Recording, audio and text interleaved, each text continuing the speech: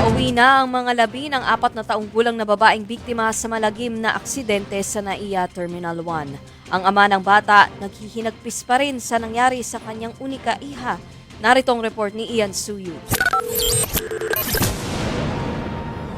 Ihahatid lang sana ng 4 na taong gulang na batang ito ang kanyang OFW na ama na paalis sana ng bansa. Pero hindi na natuloy ang pag-alis nito. Isa ang batang si Malia sa 2 nasawi sa malagim na aksidente sa NAIA Terminal 1 nitong linggo.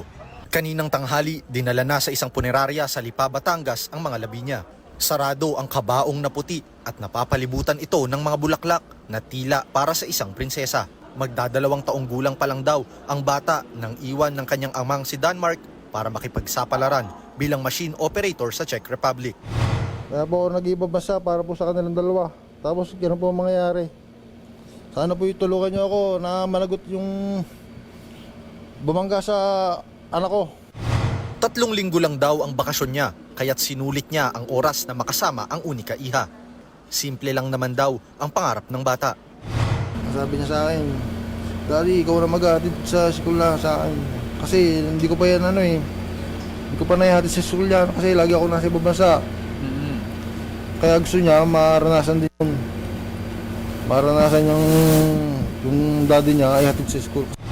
Pero ito na pala ang huling beses na magkakasama sila. Hindi ko po matanggap ang nangyari. Buong Pilipinas po ang nakasaksi. Kaya po ako nagsasalita dito para mailabas ko yung nararamdaman ko. Gusto ko lagi may kausap kasi talagang mahal na mahal ko po yung anak ko. Sumaliha. Alagang-alaga ko po yan, lalo-lalo ng aking asawa. Bukod sa batang babae, nasa malubhang kondisyon din ang kanyang nanay habang nagpapagaling sa ospital ang lola nila. Plano raw sana ni Denmark na mamalagi na sa bansa kapag natapos na ang kanyang kontrata abroad. Kasabay naman ng pagpapaabot ng pakikiramay ng Department of Migrant Workers, nangako rin ang ahensya na tutulungan ang ama ng biktima na ipaliwanag sa kanyang employer ang pagliban niya sa trabaho.